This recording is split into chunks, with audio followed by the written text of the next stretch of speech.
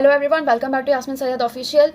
Last lecture में हमने पूरा ह्यूमन रेस्पिरेटरी सिस्टम अच्छे से समझ लिया था, कैसे एक्सचेंज ऑफ गैसेस होता है वो हमने समझ लिया था, ठीक है। और ये टेबल अच्छे से समझ लिया था, ठीक है। तो प्लेलिस्ट आप कंटिन्यू करो, पूरा चैप्टर देखो। लास्टली पीवाईक्यूज दिए रहेंगे, पीवाईक्यूज सॉल्व करना, ये मैंने लास्ट लेक्चर में भी बताया है कि पीवाईक्यूज सॉल्व करो। वन शॉट वीडियो भी इसकी इस प्लेलिस्ट बनने के बाद में वन शॉट वीडियो भी अपलोड होगा, ठीक है। तो वन शॉट में भी ऐसा कुछ नहीं है कि मैं कोई भी पार्ट छोड़ने वाली हूँ, पूरा कवर होगा, one line to line cover होगा। इनफैक्ट आपको अगर कोई एक्स्ट्रा नॉलेज रिक्वायर्ड होगी वो भी प्रोवाइड होगी, ठीक है। ये नहीं समझना है कि वन शॉट में पूरा पार्ट नहीं मिलेगा या फिर कुछ चीज़ें समझ में नहीं आएगी या शॉर्ट में पढ़ाया जाएगा, ऐसा कुछ नहीं है। I don't believe in this. मैं नहीं चाहती कि मुझे कोई ऐसा पढ़ाए वन शॉट लेक्चर, अगर कोई भी मेरा सब्जेक्ट का हो तो मैं ये दूसरों को भी प्रोवाइड नहीं करूंगी, ठीक है। I am very firm regarding this, ठीक है। आई फर्मली बिलीव दिस कि वन शॉट वीडियो हो या कैसा भी हो, अगर कोई टॉपिक पढ़ा रहे हो अच्छे से पढ़ाओ। पीवाईक्यूज बहुत ज़्यादा ज़रूरी है, तो उसके मैंने वीडियो सोल्यूशन अपलोड कर लिए है, वो जाके आप देख लो। दूसरी चीज़ के पीडीएफ इन सब का कहाँ मिलता है, तो आप लोग सब लोग का ये डाउट होता है कि कहाँ से मिल सके पीडीएफ। तो टेलीग्राम चैनल है, लिंक डिस्क्रिप्शन में दे दिए, वहाँ जाके यू कैन चेक। पीवाईक्यूज है, उसका क्वेश्चन जो मैंने बनाया है, ठीक है, वो आपको मिल जाएगा, आंसर की मिल जाएगी। और अगर एक्सप्लेनेशन चाहिए तो एक्सप्लेनेशन जो मैं बोर्ड पर अभी करवाती हूँ स्क्रीन पर, ये सब भी आपको वहाँ पर मिल जाएगा, ठीक है। तो सब चीज़ें प्रोवाइड हो जाती है। Difficult questions, now this is very important, ये सीरीज भी मैं प्रोवाइड कर रही हूँ जहाँ पे हम सारे डिफिकल्ट क्वेश्चंस करेंगे फॉर एवरी चैप्टर। हर एक चैप्टर जैसे जैसे कंप्लीट होगा उसका पीवाईक्यूज सबसे पहले उसका वन शॉट अपलोड होगा, पीवाईक्यूज अपलोड होगा, then will move on to the difficult questions. Now this is a must for every NEET aspirant, ठीक है। I always emphasis on this क्योंकि since that has happened, ठीक है, NEET 2026 का 2025 में जो हुआ है, difficult questions are a need, okay, it is the need of the time। तो ठीक है, स्टार्ट करते विद दिस लेक्चर, ठीक है। आज देखो, आज के वीडियो में हम पूरा ट्रांसपोर्ट ऑफ गैसेस समझ लेंगे। I try to cover the last part as well. अगर नहीं हो पाएगा, ज़्यादा लेंथी वीडियो हो जाएगा, तो नेक्स्ट वीडियो में आपको वो चीज़ मिल जाएगी, ठीक है। तो लास्ट में जाके देख लो ये वीडियो कितना लंबा बना है। स्टार्ट करते विदाउट वेस्टिंग मोर टाइम। देखो, ट्रांसपोर्ट ऑफ गैसेज, यहाँ पर अब तक के हमने एक्सचेंज देख लिया था। एक्सचेंज में हमने क्या देखा था कि कहाँ से कहाँ पर चीज़ें जाती हैं, हमने पूरा उसका रूट देख लिया था, उसका पाथवे देख लिया था कि ठीक है, यहाँ से यहाँ पर चीज़ें जाती है।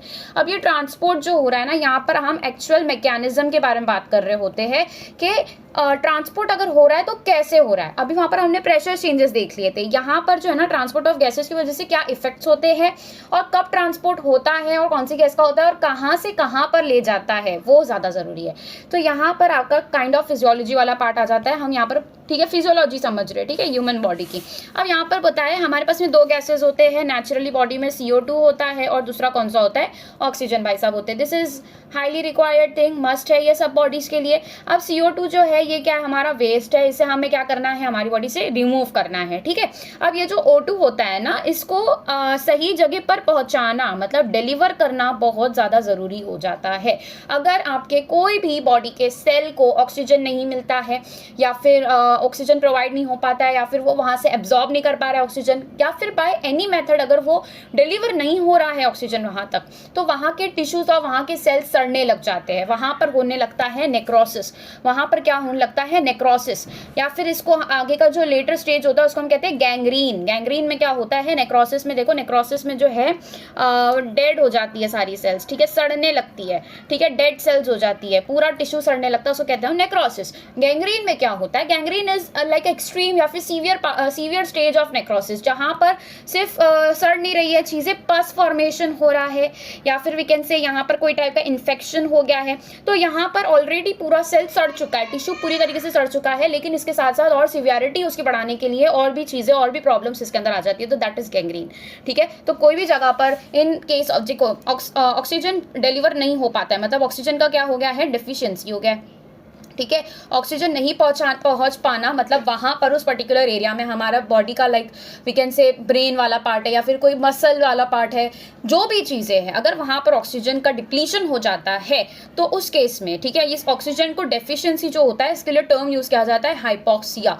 ये सारे वर्ड्स इंपॉर्टेंट है, आपको I don't know in your NCERT पूरी तरीके से दिया है हाइपोक्सिया का केस, आई थिंक शायद दिया है, अगर नहीं भी दिया तो now these terms are required. Question ऐसे बन सकते हैं, ठीक है, आपके NCERT के इजी लैंग्वेज में लिखे हो या फिर NCERT में जैसा बताया है डेफिशिएंसी ऐसा हो ज़रूरी नहीं है, इसको हाइपोक्सिया के टर्म में भी यूज़ किया जा सकता है, ठीक है। तो यहाँ पर क्या हो जाता है, ऑक्सीजन डिलीवर करना ज़रूरी है। अब ये डिलीवर करने के लिए हमारे पास में बहुत सारे क्या हुए हैं, वी कैन से सोर्सेज है या फिर वी कैन से व्हीकल्स है, जिसके थ्रू हमारे पास में क्या है, व्हीकल्स है या फिर ट्रांसपोर्ट, मोड ऑफ ट्रांसपोर्ट है, जिससे हम क्या कर सकते हैं, ऑक्सीजन हर जगह डिलीवर कर सकते हैं। हमें हमारी बॉडी से ऑक्सीजन निकालना नहीं है, हम पौधे नहीं है, हम क्या है, इंसान, हमें ज़रूरत है ऑक्सीजन की, ठीक है। अब CO2, अभी दूसरे ऐसे भी व्हीकल्स होते हैं जो CO2 हमें क्या करना है, निकालना है, तो उसको थ्रो करते हैं, बाहर फेंक देते हैं, डस्टबिन में फेंक देते हैं, बाहर निकाल देते हैं, ठीक है।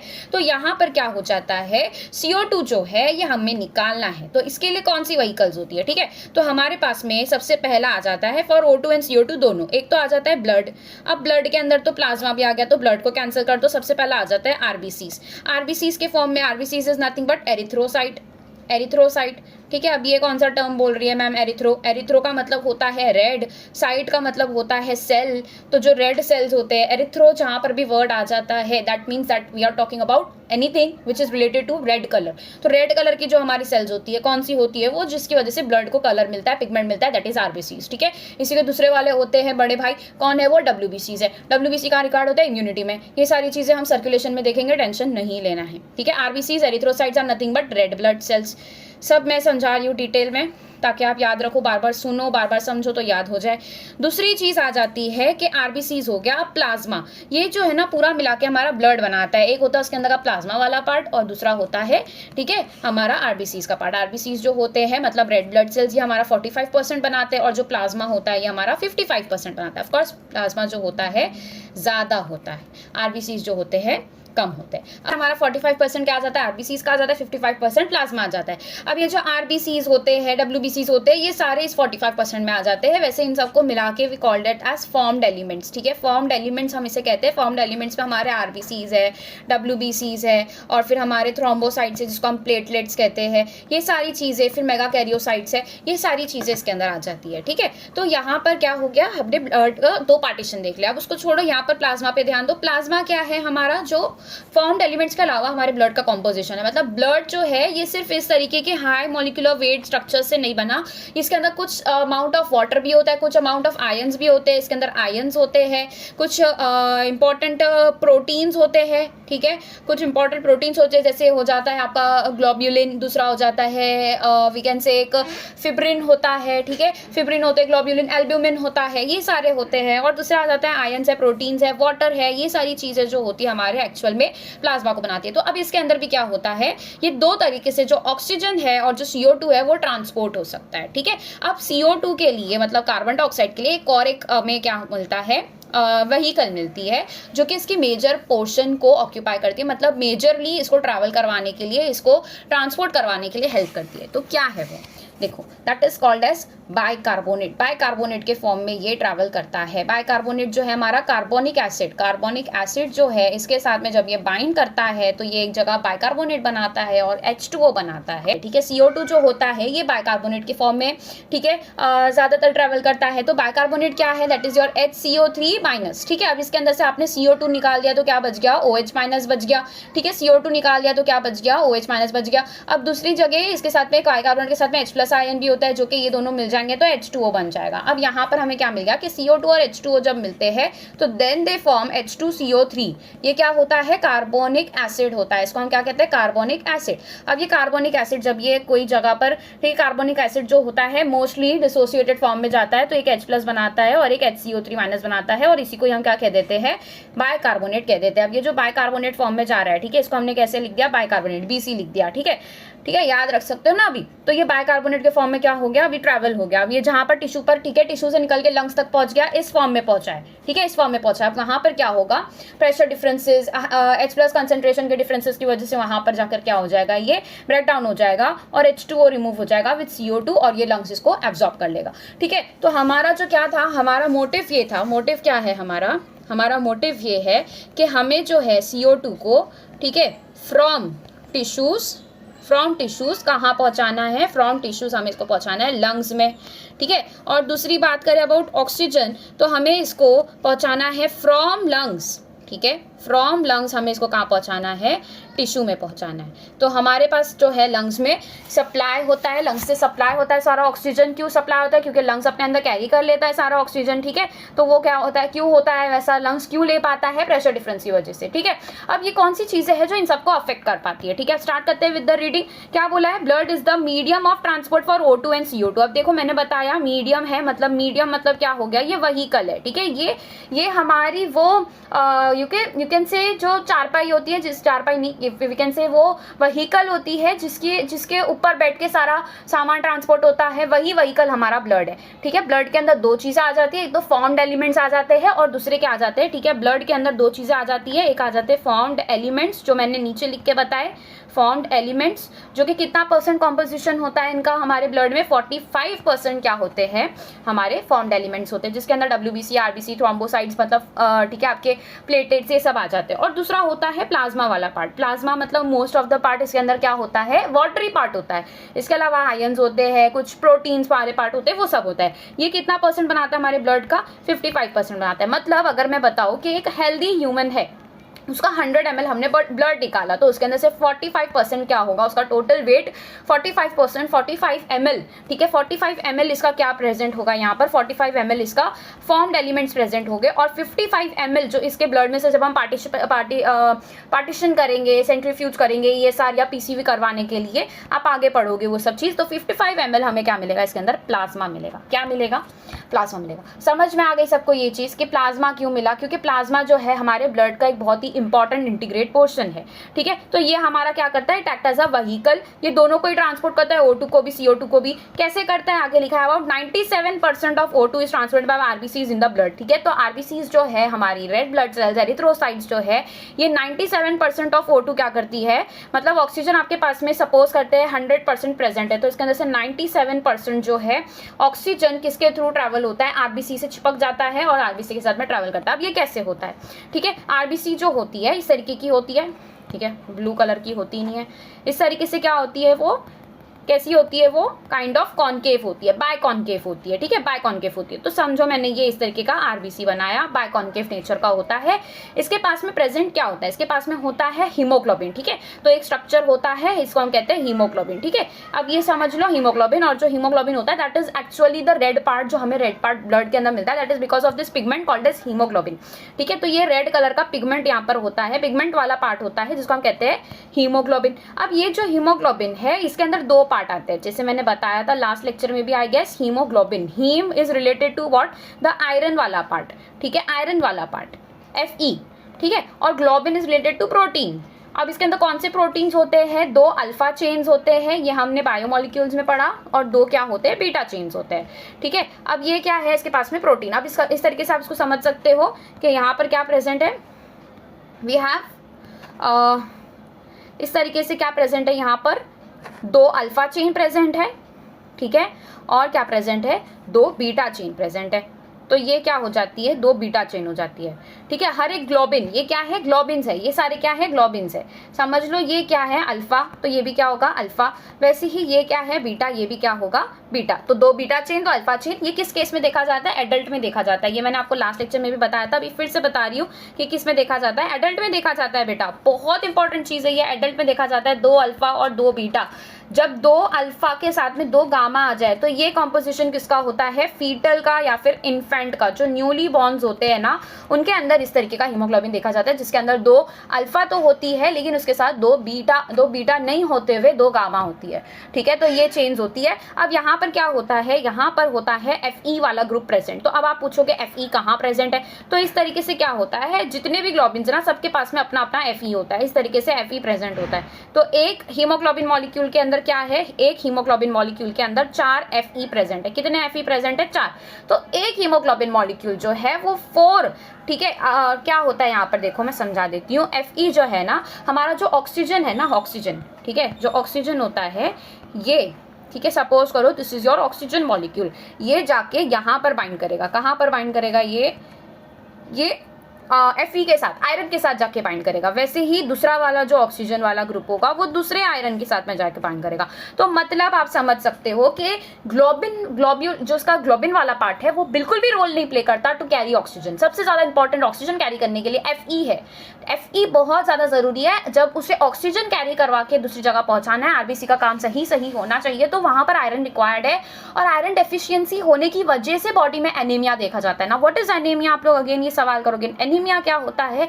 वहां जहां पर हमारा एचपी काउंट लो होता है उसे हम कहते हैं अनीमिया। ठीक है, एचपी काउंट कम होना, आरबीसीज काउंट कम होना, उसे हम कहते हैं अनीमिया। एचबी नहीं रहेगा तो ऑक्सीजन नहीं पहुंचेगा सही से। ठीक है, तो एचबी का क्या रोल होता है यहाँ पे समझ में आ गया। तो यहाँ पर क्या हो रहा है, ग्लोबिन वाला जो पार्ट है that is the protein part, that is not as important as the iron part is. ठीक है, as much the iron part is. तो यहाँ पर क्या समझ में आया हमें कि 4 क्या है, Fe प्रेजेंट है इन 1 हीमोग्लोबिन। पहली चीज। दूसरी चीज ये समझ आई कि हर एक आयरन जो है, 1 iron binds with 1 oxygen molecule at a time.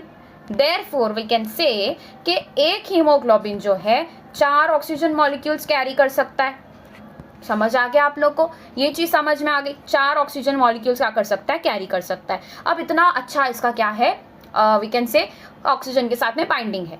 दूसरा क्या लिखा है कि transferred by RBC the remaining 3% of O2 is carried in dissolve state. अब हम तो पूछेंगे कि 100% ऑक्सीजन जब हम दे रहे हैं तो 97 क्यों हो रहा है, 3% कहाँ जा रहा है? 3% ट्रैवल होता है बाय प्लाज्मा।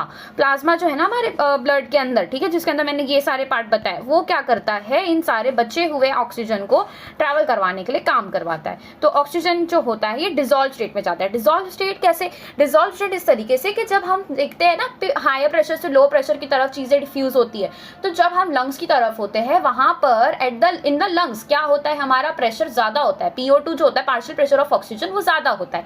और वही अगर हम बात करें इन आवर टिश्यूज, तो हमारा जो टिश्यूज वाला पार्ट है वहां पर पार्शियल प्रेशर ऑफ ऑक्सीजन हमेशा कम होता है। ठीक है, as compare to the blood. जो ब्लड कैपिलरीज के अंदर फ्लो कर रहा है, आर्टरीज के अंदर फ्लो कर रहा है, उसके कंपेरिजन में पार्शियल प्रेशर हमारे टिश्यूज के अंदर कम होता है।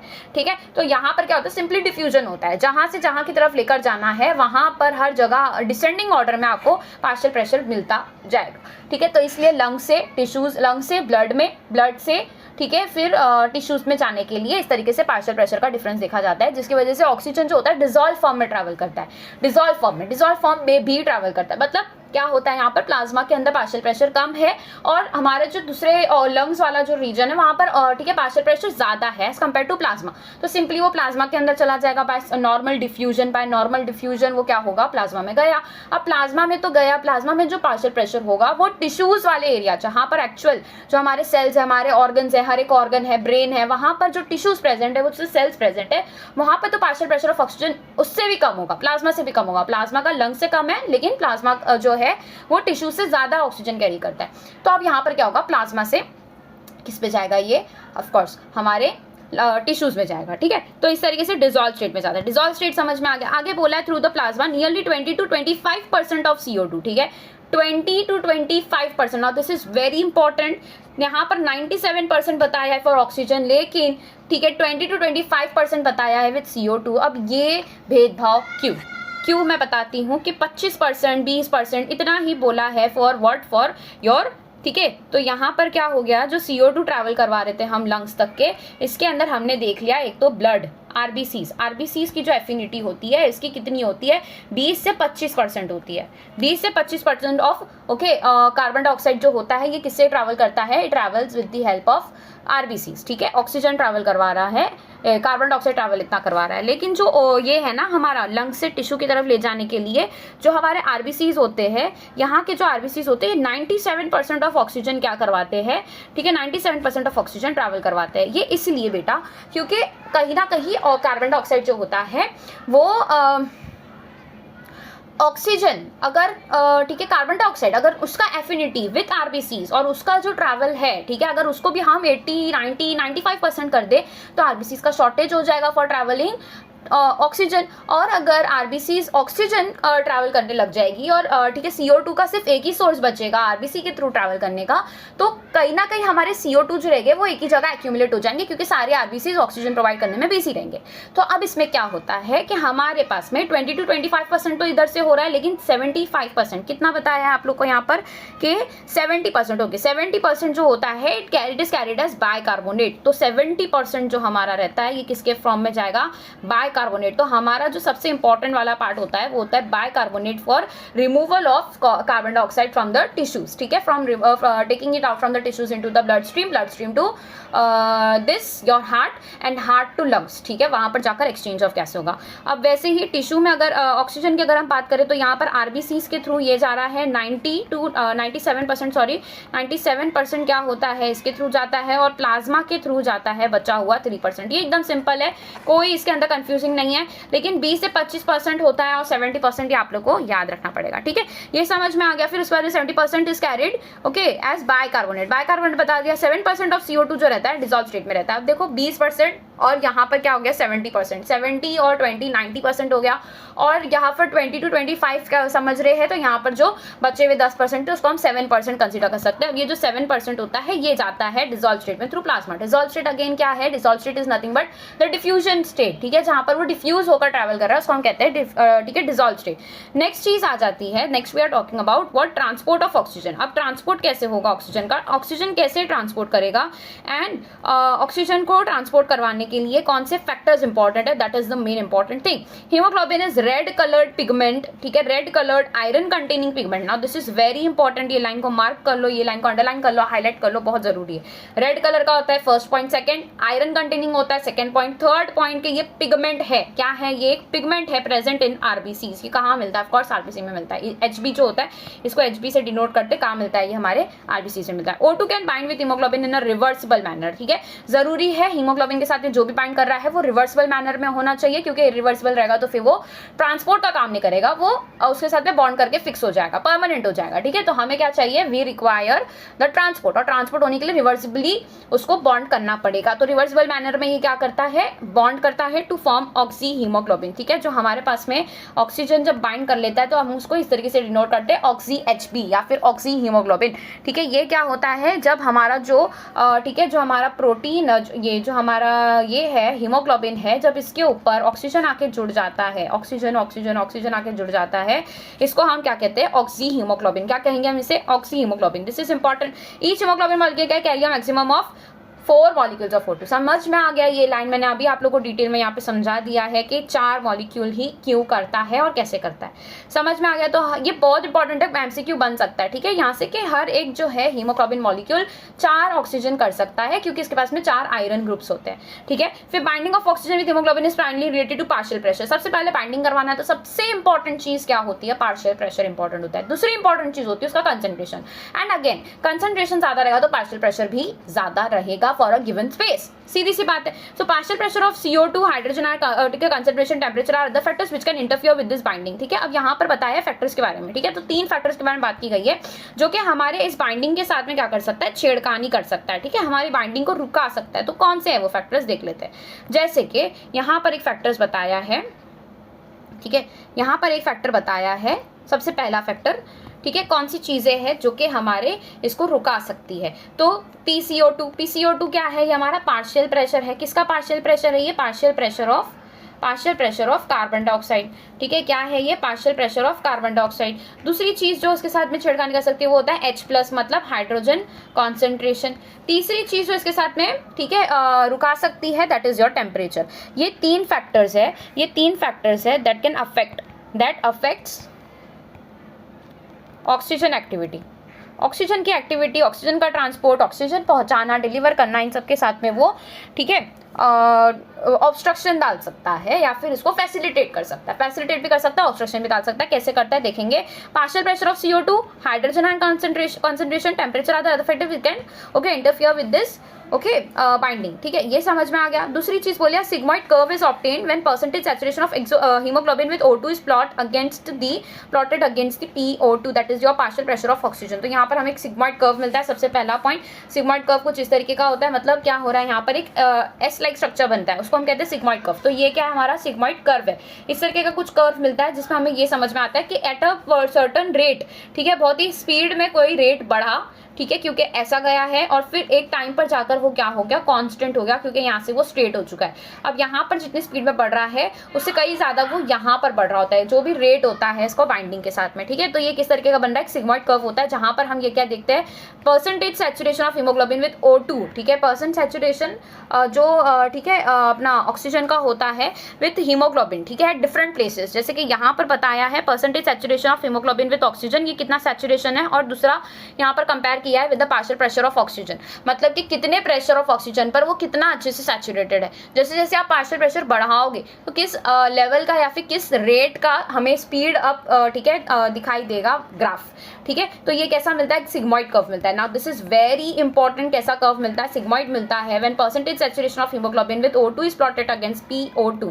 This curve is called oxygen dissociation curve. इसी को हम क्या कहते हैं, ऑक्सीजन डिसोसिएशन, क्योंकि हम क्या देख रहे हैं, हम ये देख रहे हैं कि ऑक्सीजन कितने अच्छे से कहाँ पर डिसोसिएट हो रहा है, कहाँ पर रिमूव हो रहा है, और कैसे रिमूव हो रहा है, कितनी कंसेंट्रेशन पर हो रहा है, उससे क्या इफेक्ट पड़ रहा है, ठीक है। हम यहाँ पर देख रहे हैं, is highly useful studying the effect of factors. ये सारे फैक्टर्स होते हैं जो इसके ऊपर, ठीक है, इसके ऊपर अफेक्ट कर सकते हैं, या फिर ये सारे फैक्टर्स होते हैं जिसकी वजह से ऑक्सीजन का बाइंडिंग, ठीक है, वी कैन से ऑल्टर हो सकता है, ठीक है। ऑक्सीजन का बाइंडिंग हीमोग्लोबिन के साथ ऑल्टर किया जा सकता है by working on these 3 conditions. कौन सी है वो 3 कंडीशन, देखो। सबसे पहला कंडीशन आ जाता है, यहाँ पर मैंने बताया है आई गेस, पहला कंडीशन आ जाता है, पहला कंडीशन आ जाता है हमारा दैट इज, सबसे पहला कंडीशन आ जाता है कि PCO2 क्या है, कितना पार्शियल प्रेशर है। दूसरा आ जाता है कि यहाँ पर H+ कॉन्सेंट्रेशन क्या चल रही है, इस पर्टिकुलर टिश्यू जो है, जो बॉडी टिश्यू है, इसके अंदर क्या चल रहा है। PCO2 हो गया, H+ कॉन्सेंट्रेशन हो गया। थर्ड चीज आ जाती है कि एक तो पार्शियल प्रेशर कितना है, और फिर लास्टली आ जाता है कि टेम्परेचर क्या चल रहा है, हमारी बॉडी का, हमारे वातावरण का क्या टेम्परेचर चल रहा है, उस पर भी ये अफेक्ट करता है, ठीक है। सो H+ कॉन्सेंट्रेशन और binding of O2 with haemoglobin, ठीक है। तो ये क्या करता है, इनकी बाइंडिंग को या फिर इन सब चीजों को वो अफेक्ट करता है। इन दी एल्वियोलाई, ठीक है, एल्वियोलाई में हम क्या देखते हैं, where there is high PO2, low PCO2, lesser H+ concentration, lower temperature, the factors are all favorable for formation of oxyhemoglobin। तो ऑक्सीहीमोग्लोबिन कब बनता है, तो इन तीनों फैक्टर्स में से हमने जो देखा, ये PCO2 जब ज्यादा रहेगा, H+ कॉन्सेंट्रेशन ज्यादा रहेगा, और टेम्परेचर जब ज्यादा रहेगा। तो टेम्परेचर बढ़ गया मतलब बॉन्ड्स ब्रेकिंग बहुत ईजी हो गया, मतलब यहाँ पर जो ऑक्सीजन रहेगा वो क्या हो जाएगा, डिसोसिएट हो जाएगा। ऑक्सीजन क्या हो जाएगा, डिसोसिएट हो जाएगा, ठीक है। H+ कॉन्सेंट्रेशन बढ़ जाएगा तो ऑक्सीजन क्या हो जाएगा, डिसोसिएट हो जाएगा। अगर हम बात करें अबाउट PCO2 अगर मतलब partial pressure of carbon dioxide अगर बढ़ गया तो वहां पर क्या हो जाएगा, ऑक्सीजन डिसोसिएट हो जाएगा, ऑक्सीजन रिमूव हो जाएगा। पार्शियल प्रेशर ऑफ CO2 बढ़ गया तो, ठीक है, ऑक्सीजन क्या हो जाएगा, डिसोसिएट हो जाएगा, क्योंकि हमें वहां पर क्या करना है, उस पर्टिकुलर रीजन में ऑक्सीजन प्रोवाइड करना है। दूसरी चीज, अगर हमारा जो PCO2 है, जैसे यहाँ पर लिखा है कि whereas in tissues where low PO2, low high PCO2, higher content, higher temperature, ठीक है। ये जो तीनों कंडीशंस मैंने बताई है यहाँ पर, ये तीनों जब हाई चल रही है तो यहाँ पर O2 रिलीज होगा इन टिश्यूज, वो हमारे जो ब्लड है उसके अंदर ये नहीं जाएगा, टिश्यूज में रिमूव हो जाएगा। जब ये तीनों ही कैसे होते हैं, एकदम ही क्षीण हो जाते हैं, कम हो जाते हैं, ठीक है, लेवल से अपने क्वांटिटी से कम हो जाते हैं, ठीक है। तो हमें क्या मिलेगा, यहाँ पर फेवरेबल कंडीशंस मिलेगी। फेवरेबल कंडीशंस मतलब यहाँ पर क्या हो सकता है, ऑक्सीजन का अच्छी तरीके से फॉर्मेशन हो सकता है, ऑक्सीजन बाइंडिंग अच्छी तरीके से हो सकता है, ऑक्सीजन सही तरीके से बाइंड कर सकता है, ठीक है। समझ में आ गया यहाँ पर क्या हो रहा है। सबसे पहली चीज, लो PO2 या फिर हाई PO2, ऑक्सीजन का कॉन्सेंट्रेशन जहां से आपको जहां पर डिलीवर करवाना है, तो जहां से आप डिलीवर करवा रहे हो, जहां से भेज रहे हो, वहां का जो पार्शियल प्रेशर होना चाहिए वो हमेशा ज्यादा होना चाहिए, और जहां पर पहुंचा रहे हो, जो आपका डेस्टिनेशन है, वहां का पार्शियल प्रेशर हमेशा कम होना चाहिए, ठीक है। So the factors are favourable for formation of oxyhaemoglobin, whereas in tissues low PO2, high PCO2, high concentration and higher temperature exist, the conditions are favorable for dissociation of oxygen for oxyhemoglobin। पर क्या क्या चीज आ जाती है, लो PO2 मतलब partial pressure जब कम रहेगा तो हमारे लंग से ब्लड में जा पाएगा। अगर PCO2 ज्यादा रहेगा और हाई H+ कंसेंट्रेशन और हायर टेम्परेचर रहेगा तो उस केस में जहां पर टेम्परेचर ज्यादा है, ठीक है, जहां पर जिस टेम्परेचर की, जिस एनवायरनमेंट की हम बात कर रहे हैं, उसका ये सारा कंटेंट हम लेते हैं कि वहां पर जो पार्शियल प्रेशर ऑफ ऑक्सीजन हो वो कम हो, और PCO2 ज्यादा हो और H+ कंसेंट्रेशन भी ज्यादा हो और हायर टेम्परेचर हो। मतलब सपोज करो ये हमारा क्या है, टिश्यू है, दिस इज योर टिश्यू, ठीक है। यहाँ पर क्या करवाना है, हमें ऑक्सीजन पहुँचाना है। तो यहाँ पर क्या करना है, ऑक्सीजन पहुँचाना है या फिर डिलीवर करना है। और जो डिलीवर कर रहा है, ठीक है, वो इस तरीके से गाड़ी पर बैठा हुआ है, ठीक है, गाड़ी पर वो क्या हुआ है, बैठा हुआ है, ठीक है, गाड़ी पर बैठा हुआ है और ये क्या कर रहा है, यहाँ पर लेकर आ रहा है। अब यहाँ पर किस तरीके का कंडीशंस होने चाहिए या फिर यहाँ पर किस तरीके की कंडीशंस होने चाहिए जिसकी वजह से ये यहाँ पर पहुंचा है। तो पहली चीज़ यहाँ का जो ठीक है पार्शियल प्रेशर होना चाहिए इस पर्टिकुलर रीजन का। अगर मैं इस पर्टिकुलर रीजन की बात करूँ, ठीक है, इस रीजन की अगर मैं बात करूँ, तो यहाँ का जो पार्शियल प्रेशर होना चाहिए that should be lesser than PO2. It should be lesser than what? It should be lesser than partial pressure of lungs. Lungs से हम पहुंचा रहे, राइट, लंग्स से पहुंचा रहे, तो लंग्स का जो पार्शियल प्रेशर ऑफ ऑक्सीजन रहेगा वहां से हमारा जो पार्शियल प्रेशर ऑफ ऑक्सीजन है हमारे ब्लड स्ट्रीम के अंदर, वीनस ब्लड के अंदर, वो क्या होना चाहिए, सबसे पहले पार्शियल प्रेशर उसका कम होना चाहिए। दूसरी चीज़ ये आ जाती है कि पार्शियल प्रेशर देख लिया, अब H+ कंसनट्रेशन। अब H+ कंसनट्रेशन जहाँ पर ज़्यादा होती है, जहाँ पर H+ ज़्यादा मात्रा में मिलता है, मतलब वहाँ पर H+ के साथ में क्या बना हुआ है, HCO3- मतलब बाइकार्बोनेट बना है। H+ की कंसनट्रेशन ज़्यादा है मतलब कार्बन डाइऑक्साइड की भी ज़्यादा होगी। मोस्टली यूजुअली ये देखा जाता है कार्बन डाइऑक्साइड ज़्यादा है मतलब उसे क्या रिक्वायर्ड है, कार्बन डाइऑक्साइड रिक्वायर्ड नहीं है, अब उसे रिक्वायर्ड है ऑक्सीजन। तो यहाँ पर क्या हो गया, H+ कंसनट्रेशन देख लिया। टेम्परेचर जब आप बढ़ाते हो तो बॉन्ड्स क्या होते हैं, ब्रेक होते हैं, और बॉन्ड्स ब्रेक होने की वजह से क्या होता है, हमारा सारा का सारा, ठीक है, ऑक्सीजन जो होता है वो रीच ही नहीं हो पाता, इनफैक्ट जो फूड होता है वो भी डाइजेस्ट नहीं हो पाता, ठीक है। So this clearly indicates that O2 gets bound to haemoglobin in the lung surface and gets dissociated at the tissues, ठीक है। तो यही सारे वो कंडीशंस है जिसकी वजह से हमारे लंग से टिश्यूज तक ब्लड पहुंच पाता है। पहली चीज टेम्परेचर, दूसरी चीज कार्बन डाइऑक्साइड, तीसरी चीज H+ कंसंट्रेशन, ठीक है। कार्बन डाइऑक्साइड H+ कंसंट्रेशन दोनों का कंसंट्रेशन देखना है या फिर पार्शियल प्रेशर देखना है, और तीसरी चीज आपको क्या देखनी है, दैट इज योर H+ हो गया, CO2 हो गया, H+ देख लेना है, ठीक है। और लास्टली टेम्परेचर देखना है, टेम्परेचर भी ज्यादा होना चाहिए और जो H+ होता है वो भी ज्यादा होना चाहिए, और PCO2 तो ज्यादा होना ही चाहिए। क्या कम होना चाहिए, हमारे बॉडी के अंदर का पार्शियल प्रेशर ऑफ ऑक्सीजन कम होना चाहिए, तभी हम ऑक्सीजन ले पाएंगे। अगर हमारा पार्शियल प्रेशर ऑफ ऑक्सीजन ज्यादा रहेगा तो वो जो पाथवे है वो उल्टी चढ़ने लग जाएगी, ठीक है। तो इससे हमें समझ में आता है कि O2 जो होता है, get bound to the haemoglobin in the lung surface and gets dissociated at the tissues, ठीक है। टिश्यूज पर निकलने की उनकी ये क्षमता खुद ही होती है ताकि वो at a lesser temperature, at a lesser place क्या कर सके, वो डिफ्यूजन कर सके, ठीक है। So now every 100 ml of oxygenated blood can deliver around 5 ml of oxygen to the tissues under normal physiological conditions. Now this is very very important, ठीक है। Oxygenated blood 5 ml from the oxygenated blood can be given out from what, from your 100 ml of oxygenated blood. Oxygenated blood आपका blood conditions. अब दूसरा point बोला है transport of carbon dioxide. Transport कैसे होगा carbon dioxide का, ठीक है। CO2 is carried by haemoglobin as carbamino haemoglobin about 20 to 25%, ठीक है। ये भी देख लेते हैं अंडर नॉर्मल फिजिकल कंडीशन 500, ये बहुत जरूरी था। यहाँ से आपके जो है क्वेश्चंस बनने के चांसेस होते हैं, MCQs बन सकते हैं, ध्यान रखना है। अब कार्बन डाइऑक्साइड कैसे होता है, तो कार्बामिनो हीमोग्लोबिन के फॉर्म में वो ट्रैवल करता है। कैसे ट्रैवल करता है, CO2 जो होता है it is carried by haemoglobin. हमने देखा एक तरीके से हीमोग्लोबिन से कर रहा है, कितना परसेंट कर रहा है, 20 to 25% इतना जो होता है वो कार्बन डाइऑक्साइड ट्रैवल कर सकता है। कार्बामिनो हीमोग्लोबिन क्या कहते हैं हम इसको, जैसे हमने ऑक्सी हीमोग्लोबिन कहा था फॉर व्हाट, फॉर, ठीक है। अब एक बोर्स इफेक्ट आपका बच जाता है। बोर्स इफेक्ट आप समझ लो, बोर्स इफेक्ट, ये बोर्स इफेक्ट क्या होता है इसके ऊपर मैं आऊंगी बाद में। पहले आप ये देख लो कार्बामिनो हीमोग्लोबिन, या फिर इसको हम कहते हैं कार्ब हीमोग्लोबिन। इसी को हम क्या कहते हैं, कार्ब हीमोग्लोबिन। क्या कहते हैं हम इसको, कार्ब हीमोग्लोबिन। दूसरा वर्ड आ जाता है कार्बोक्सी हीमोग्लोबिन। क्या होता है वो, कार्बोक्सी हीमोग्लोबिन। ये क्या है, हीमोग्लोबिन, ठीक है। कार्बोक्सी हीमोग्लोबिन जो होता है जिसके अंदर Hb जो होता है वो कार्बन मोनोऑक्साइड के साथ में जुड़ गया होता है।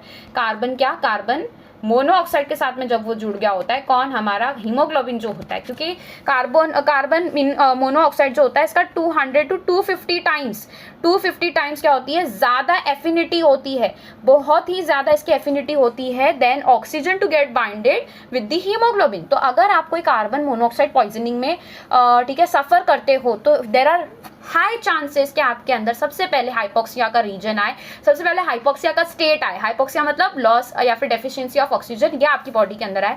क्यों आएगा, क्योंकि कार्बन मोनोऑक्साइड के गैसेस थे वो आपने क्या कर लिए, इनहेल कर लिए। जो भी कार्बन मोनोऑक्साइड गया वो इतने टाइटली बाउंड करेगा हीमोग्लोबिन के साथ कि वो इरिवर्सिबल बाउंडिंग रहेगा, इरिवर्सिबल बाइंडिंग रहेगा, वो बहुत ही स्ट्रांगली बाइंड करेगा विथ हीमोग्लोबिन। अब यहाँ पर से जितनी भी ऑक्सीजन जाएगी even after getting in the fresh air, अगर आपने बहुत ज़्यादा फ्यूम्स ले लिए, बहुत ज़्यादा इनहेल कर लिया है, तो बाहर जाने के बाद में भी वो रिलीज नहीं होगा। कार्बन मोनोऑक्साइड उससे स्ट्रिक्टली जाके बाइंड हो जाता है। क्यों? क्योंकि उसकी एफिनिटी ज़्यादा है। कितनी ज़्यादा है? 200 to 250 टाइम्स है एज कम्पेयर टू ऑक्सीजन की जितनी एफिनिटी है। ठीक है, एफिनिटी मतलब जितना वो फिलिक है, फिलिक है मतलब लविंग है, he is very loving of haemoglobin, तो 200 to 250 टाइम्स ज्यादा है। ठीक है, this binding is related to partial pressure. अब कार्बामिनो हीमोग्लोबिन जो होता है ये बिल्कुल ही हार्मलेस होता है, क्योंकि ये हमारी बॉडी में पहली बात तो खुद ही बन रहा है कार्बन डाइऑक्साइड जो कि हमें रिमूव करना है। और ये जो कार्बामिनो हीमोग्लोबिन बना है ये एक टेम्पररी कंपाउंड है, क्योंकि उसने कहीं ना कहीं तो लंग्स में जाना है, लंग्स में जाके वो एक्सपोर्ट हो जाएगा, बाहर निकल जाएगा। तो यहाँ पर क्या हो गया, वो एक्सेल हो गया कार्बामिनो हीमोग्लोबिन। इसको नाम याद रखना है, कार्ब हीमोग्लोबिन और कार्बामिनो हीमोग्लोबिन ये बोलते हैं, कार्बोक्सी हीमोग्लोबिन नहीं बोल के आ जाना, बहुत ही गलत और बहुत ही रॉन्ग आंसर रहेगा। वो कितना परसेंट ट्रैवल करवा सकता है ये अपने आरबीसीज के थ्रू, तो वो है हमारा 20 to 25%। ठीक है, आरबीसीज या फिर हीमोग्लोबिन कह दो, 20 से 25% जो आपका कार्बन डाइऑक्साइड प्रेजेंट होता है इन योर बॉडी, मतलब अगर हर 100 ml या फिर हर 100 ml ऑफ CO2 हमारे बॉडी के अंदर जो बन रहा है उसके अंदर से 20 से 25% किसके थ्रू जाएगा, आरबीसी के थ्रू। अब बाकी का बचा 70 to 75% वो जाएगा from with the help of carbonic acid, वो मैंने आगे बताया है। This binding is related to partial pressure of CO2। अब पार्शियल प्रेशर ऑफ CO2 कैसा होता है, लंग्स के अंदर पार्शियल प्रेशर ऑफ CO2 बहुत कम होगा और एयर के अंदर तो 0.3 mm ऑफ Hg होता है, तो यहाँ से यहाँ बढ़िया एकदम अच्छे तरीके से वो डिजोल्व तो हो जाएगा। अब लंग्स के अंदर आया कहाँ से है, डीऑक्सीजनेटेड ब्लड से आया। टिश्यूज के अंदर सबसे हायर लेवल ऑफ ठीक है PO2 वहाँ पर होता है। ठीक है, तो क्या हायर लेवल ऑफ CO2 क्यों हो रहा है वहाँ पर, क्योंकि कंटिन्यूसली मेटाबॉलिज्म हो रहा है, मेटाबॉलिज्म होने की वजह से कंटिन्यूसली CO2 प्रोड्यूस हो रहा है। ठीक है, और इनफैक्ट जो हम हमारे इनहेलेशन से ले रहे हैं उसका क्वांटिटी बहुत ही ज्यादा कम है, उसके अंदर ज्यादा मात्रा में ऑक्सीजन प्रेजेंट होता है। ठीक है, बाइंडिंग जो होता है it is related to partial pressure of CO2। PO2 is the major factor which could affect this binding. इस बाइंडिंग को अफेक्ट करने वाला सबसे बड़ा जो फैक्टर होता है that is PO2। When PCO2 is high and PO2 low होता है in the tissues more binding of carbon dioxide occurs whereas. ठीक है, जब हमारी बॉडी के अंदर हम देखेंगे कि pressure of carbon dioxide, partial pressure of carbon dioxide ज्यादा है, मतलब क्या है वहां पर कार्बन डाइऑक्साइड की कंसेंट्रेशन भी ज्यादा है, वो अगर ज्यादा है और PO2 जो है that is a partial pressure of oxygen अगर वो कम है, उससे हम क्या देखेंगे कि ज्यादा बाइंडिंग किसकी होगी, कार्बन डाइऑक्साइड की होगी। तो कार्बन डाइऑक्साइड जब रहता है उसकी जब कंसंट्रेशन ज्यादा होता है तो ऑफकोर्स उसकी बाइंडिंग भी क्या होगी, ज्यादा होगी। अकर्स वेयरएज PCO2 जब कम होता है PO2 ज्यादा होता है। ये कब होता है PCO2 कम और PO2 ज्यादा, इन योर लंग्स। ठीक है, as in case of alveoli. ठीक है, वहां पर क्या हो जाएगा, डिसोसिएशन कर्व जो हमने ऊपर बॉर्स इफेक्ट देखा of CO2 from carbamino haemoglobin takes place. ठीक है, अब यहाँ पर क्या हो जाएगा, डिसोसिएशन हो जाएगा कार्बामिनो हीमोग्लोबिन मतलब या फिर कार्बन डाइऑक्साइड एंड हीमोग्लोबिन का, which is bound to haemoglobin from the tissues is delivered to the alveoli. जो हमारे टिश्यूज से एल्वियोलाई तक गया है with the help of heart pulmonary artery के थ्रू। कौन सी आर्टरी, पल्मोनरी आर्टरी के थ्रू ये जो ब्लड होता है, ठीक है, takes place which is bound to haemoglobin from tissues. ठीक है, तो इस तरीके से होता है। RBCs contain very high concentration of enzyme carbonic anhydrase. इसके पास में कौन सा एंजाइम होता है, ये एंजाइम होता है कॉल्ड एज कार्बोनिक अनहाइड्रेस। ठीक है, and minute quantities of the same is present in plasma to.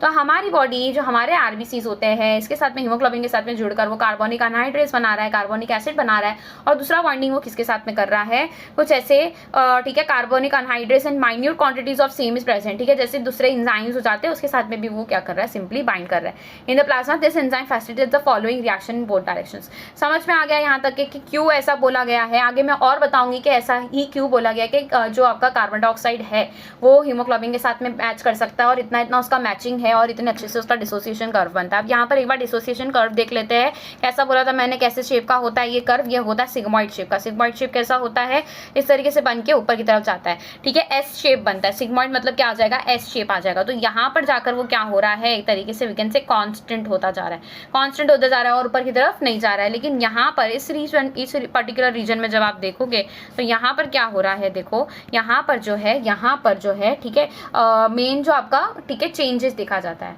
Changes देखा जाता है, चेंजेस या फिर we can say oxygen saturation देखा जाता है। तो शुरू में ऑक्सीजन सैचुरेशन थोड़ा थोड़ा करके बढ़ रहा है, बीच में बहुत ज़्यादा सैचुरेशन ऑक्सीजन हो जाता है, लेकिन एक लेवल पर आने के बाद में वो इफेक्ट जो होता है इस तरीके से कांस्टेंट हो जाता है। ठीक है। अब आगे क्या बोला है देखो, यहाँ पर बोला है this enzyme facilitates the following reaction both directions. ये मैंने आपको समझा दिया था कि हीमोग्लोबिन कार्बामिनो हीमोग्लोबिन ये स्ट्रक्चर वो बनाता है, और CO2 जो होता है that is CO2 which is bound to haemoglobin from tissues delivered at the alveoli. यही हमारा डेस्टिनेशन, और ये क्यों हो रहा है? बिकॉज ऑफ द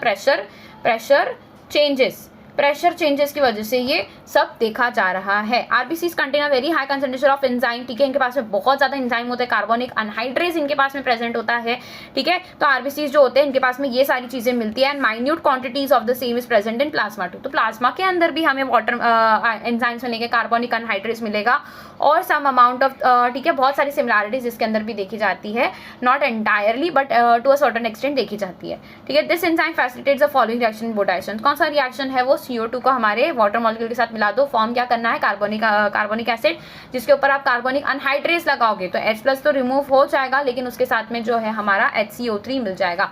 HCO3+ मिलने के बाद में यहाँ से you can simply take out the carbon monoxide, ठीक है। यहाँ तक समझ में आ गया? यहाँ तक ये सबको क्लियर है एकदम? यहाँ पर जो मैंने आपको ग्राफ बताया, जो मैंने बात की आज, ठीक है, इतना क्लियर है। अब नेक्स्ट वाला जो पार्ट है हम नेक्स्ट लेक्चर में ही कवर करेंगे, that should not be any sort of शंका। तो यहाँ पे क्या बोला? At the tissue side where partial pressure of CO2 is high due to catabolism, ठीक है। यहाँ पर क्या हो रहा है? कैटाबॉलिज्म हो रहा है, मतलब कटिंग हो रही है। कैटाबॉलिज्म इस नाम के अंदर ही क्या है? कटिंग हो रही है, मतलब क्या हो रहा है? यहाँ पर ब्रेक डाउन हो रहा है, और सिंस यहाँ पर क्या हो रहा है? ब्रेक डाउन हो रहा है, तो यहाँ पर एनर्जी क्या होगी? रिलीज होगी, क्योंकि हमें जब एनाबॉलिज्म करना होता है, जब हमें मिलाना होता है, तब वहाँ पर क्या होता है? जब हमें मिलाना होता है तब हमें एनर्जी प्रोवाइड करनी पड़ती है। यहाँ पर हमें बॉन्ड्स तोड़ने के लिए एनर्जी मिल रही है, हमने 2 ATP लगाई, हमें 15 ATP 10 ATP ऐसा मिलता है। Diffuses into blood, RBCs and plasma and forms HCO3 the opposite direction leading to formation of carbon dioxide and H2O. The CO2 trapped as bicarbonate at the tissue level, जो tissue level के ऊपर हो जाता है, transported to alveoli is released out at CO2. Every 100 ml of deoxygenated blood delivers approximately 4 ml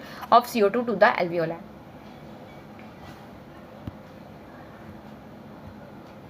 ठीक है। तो यहाँ पे बोला क्या है कि CO2 जो होता है ये डिफ्यूज करता है एंड फॉर्म्स HCO3 मतलब बाइकार्बोनेट, ठीक है। अब इसको ये नहीं पढ़ना हाइड्रोजन बाइकार्बोनेट नाम नहीं है इसका, हाइड्रोजन बाइकार्बोनेट ये नाम नहीं है इसका, या तो इसको आप बाइकार्बोनेट बुलाओ या तो फिर हाइड्रोजन कार्बोनेट बुलाओ। क्या बुलाओ उसको आप?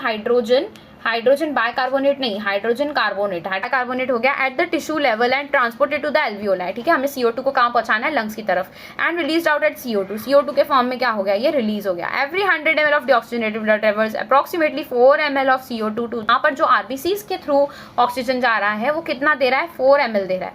वो कितना दे रहा है? 4 ml दे रहा है। समझ में आ गया? लास्टली आपका बच्चा रेगुलेशन ऑफ रेस्पिरेशन के कैसे उसको रेगुलेट करते हैं, उसके कौन से ब्रेन सेंटर्स है, ये सब हम नेक्स्ट लेक्चर में करेंगे। Till then keep studying, good bye, thank you.